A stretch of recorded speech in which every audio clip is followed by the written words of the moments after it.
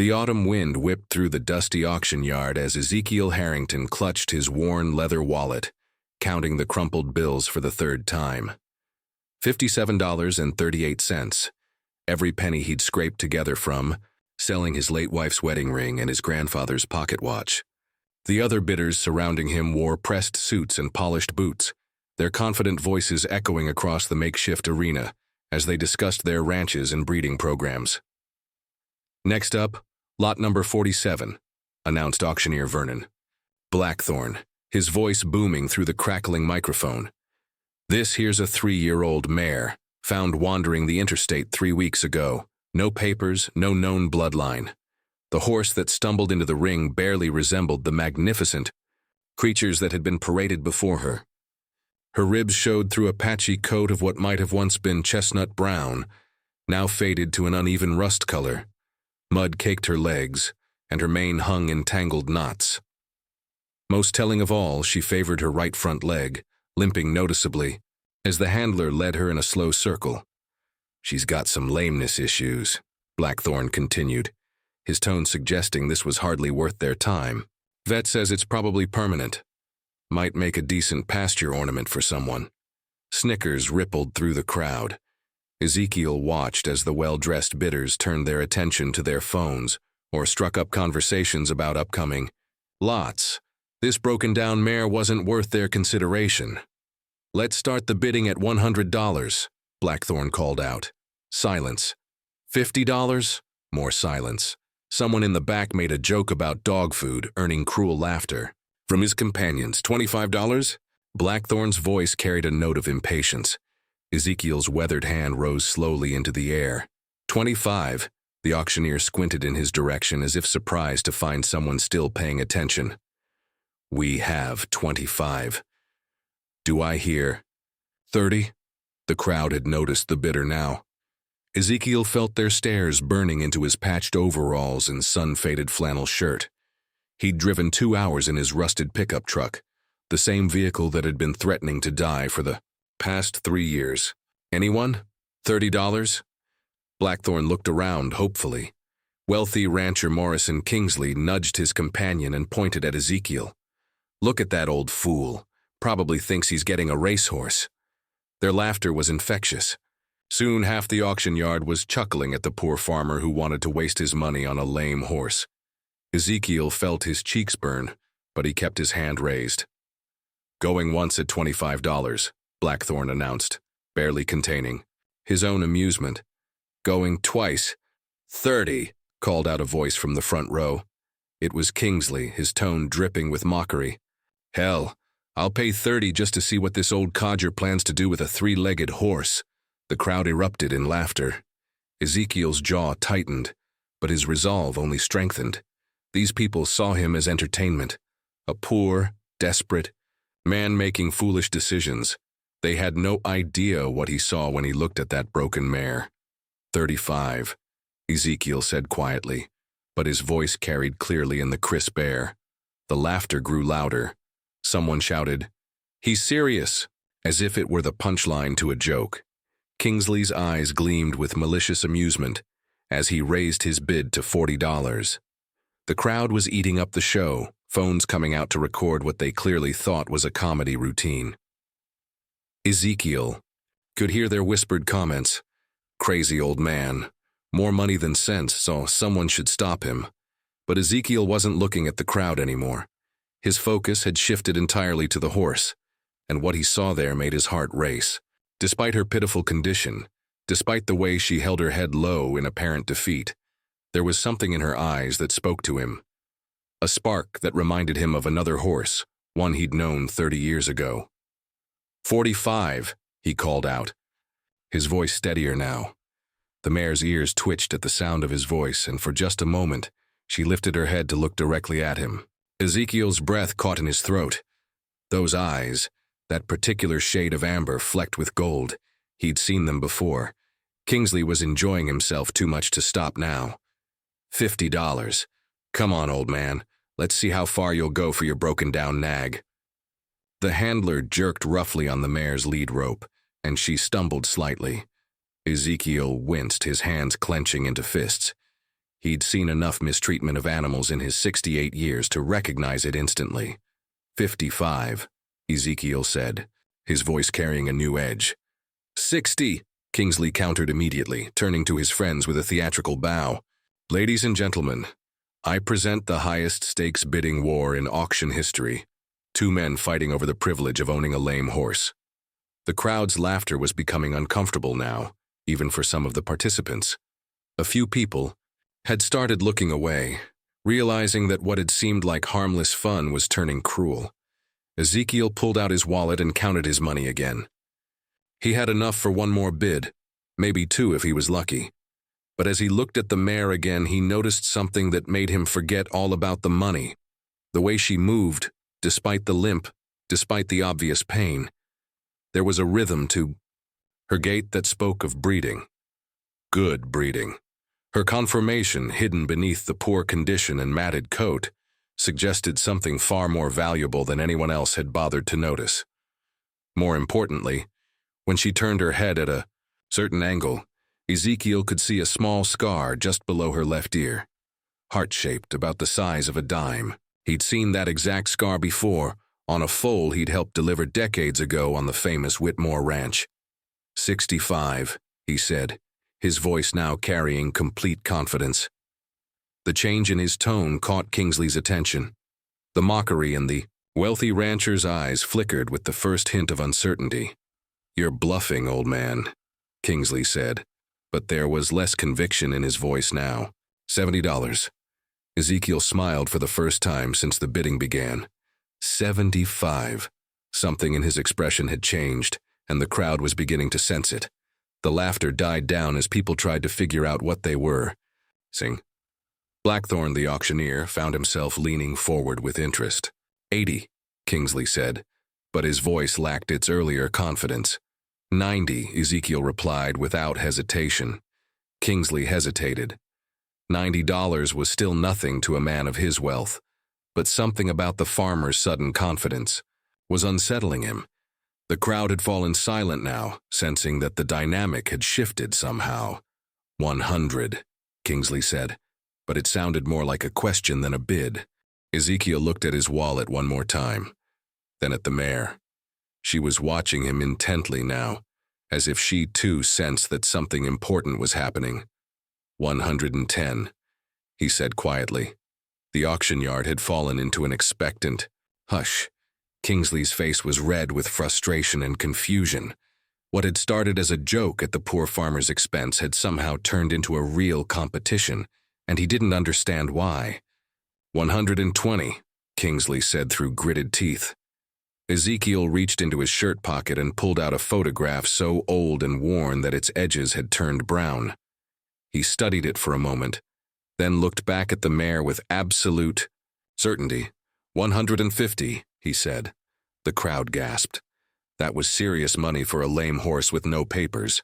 Kingsley stared at the farmer in disbelief, trying to understand what he was missing. Sir, Blackthorne addressed Ezekiel directly. You sure about that bid? That's a lot of money for this particular animal. Ezekiel nodded slowly. I'm sure. For the first time, he stepped forward through the crowd, ignoring the stares and whispers. The mare's ears pricked forward as he approached the ring's edge. When he spoke, his voice was gentle, but carried clearly across the silent auction yard. Easy, girl, he said. Easy, Phoenix. The effect was instantaneous and electric. The mare's head shot up, her ears fully alert, and she whinnied. Not the weak sound of a broken animal, but the clear, strong call of a horse recognizing her name. She pulled toward Ezekiel, the limp seemingly forgotten in her excitement. Phoenix? Blackthorne repeated, his auctioneer's composure cracking. How do you know this horse's name? Ezekiel held up the old photograph. Even from a distance, people could see it showed a magnificent chestnut mare standing proudly in what appeared to be a winner's circle. Because 30 years ago I was the head trainer at Whitmore Ranch, Ezekiel said, his voice carrying across the dead-silent crowd. And this mare is the daughter of Blazing Phoenix, the greatest racehorse that ranch ever produced. The silence that followed was deafening. Kingsley's mouth fell open. Blackthorne set down his microphone and stared. Phoenix here broke her leg. As a 2-year-old, Ezekiel continued, stepping closer to the ring. The mare stretched her neck toward him, whickering softly.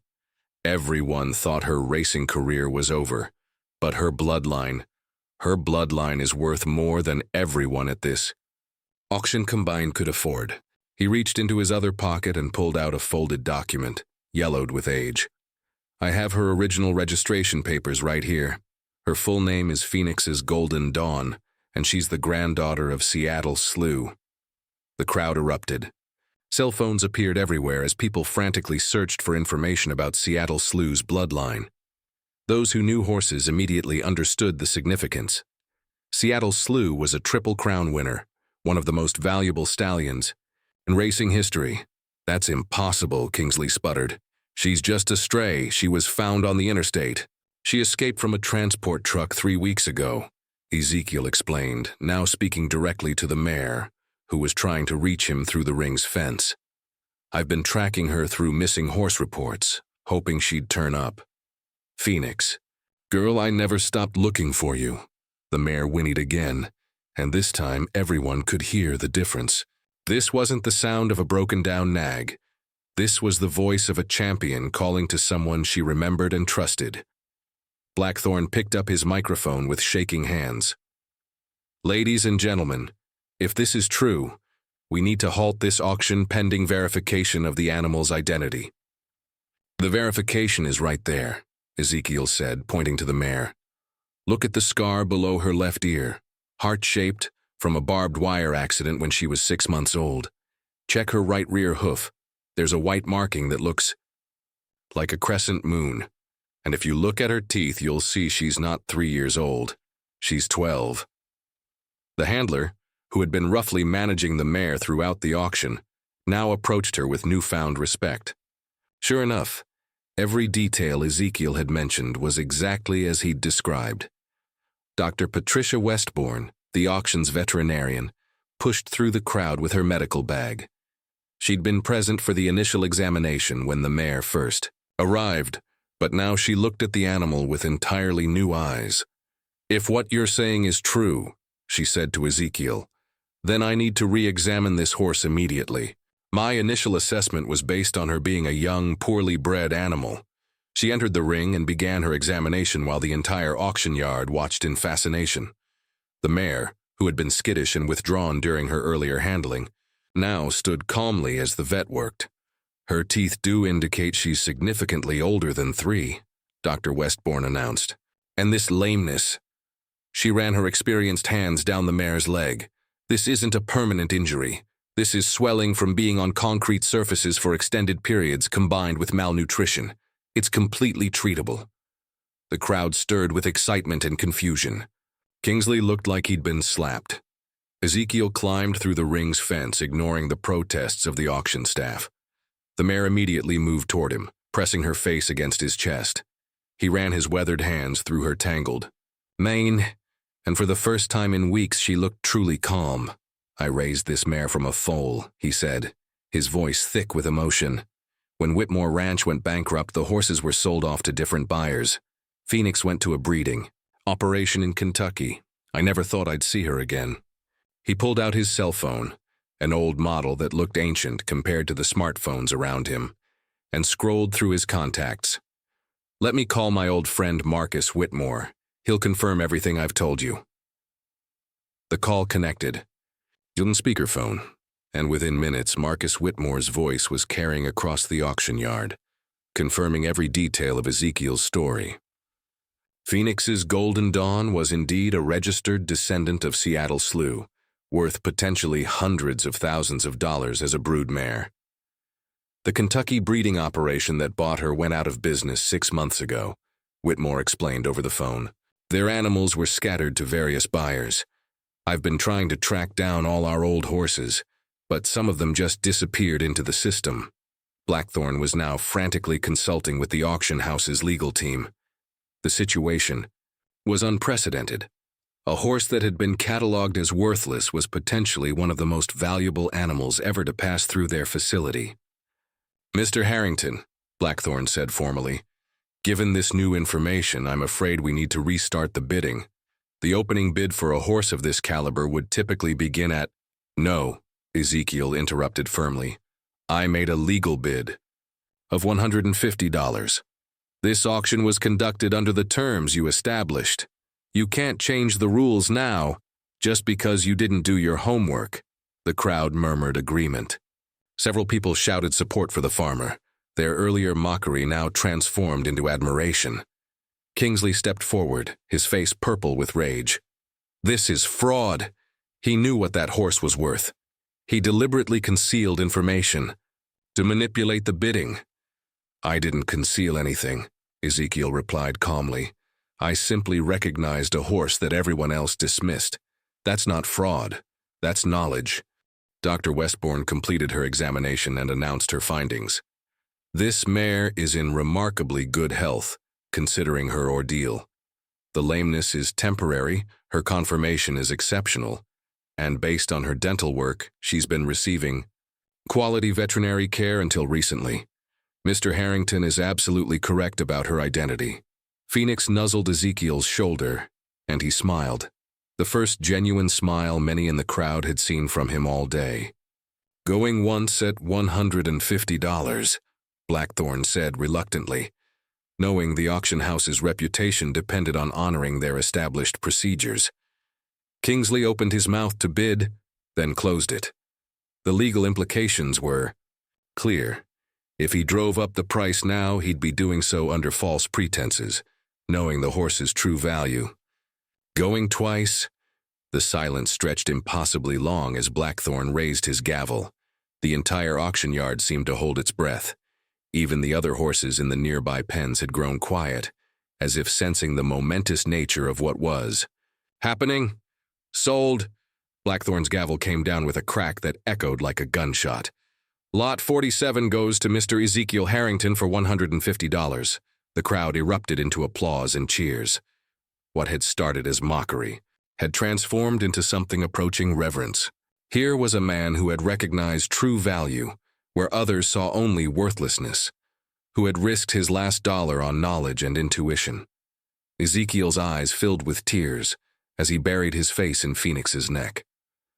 The mare stood perfectly still, as if she understood the significance of the moment. After 30 years of separation, they had found each other again. Sir, a reporter from the local newspaper pushed forward. How does it feel to have just purchased a horse potentially worth $500,000 for the price of a decent bicycle? It feels like coming home, Ezekiel said simply, his hand never leaving Phoenix's neck. Dr. Westbourne approached with a treatment plan. Mr. Harrington, I'd like to work with you on her rehabilitation. With proper nutrition and care, she could be back to full health within a few months. And her breeding potential is something I'll consider carefully, Ezekiel finished. But first, she needs time to heal and remember what it feels like to be loved. Kingsley stormed off, his earlier confidence completely shattered. Several other wealthy bidders approached Ezekiel with offers to buy Phoenix, some starting at astronomical figures. He politely declined them all. She's not for sale, he said firmly. She never was and she never will be. As the auction continued with its remaining lots, Ezekiel led Phoenix toward his battered pickup truck. The trailer he'd borrowed from his neighbor looked rough, but it was clean and safe.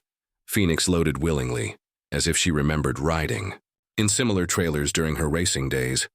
Marcus Whitmore arrived at the auction yard just as Ezekiel was preparing to leave. The two old friends embraced, and Whitmore examined Phoenix with tears in his eyes. She looks just like her grandmother, he said. Same spirit, same intelligence. Ezekiel, I want to offer you my facility for her recovery. Full veterinary support, nutritional program, whatever she needs. That's generous, Marcus, but she's coming home with me. I've got 40 acres of the best pasture in the county, and she's earned the right to run free for a while. The drive home was peaceful. Phoenix traveled quietly, occasionally nickering, softly as if talking to herself. When they arrived at Ezekiel's small farm, she stepped out of the trailer and surveyed her new surroundings with obvious approval. The pasture was everything Ezekiel had promised, rolling green hills with a clear stream running through the center. Ancient oak trees provided shade, and the fencing was sturdy but not confining.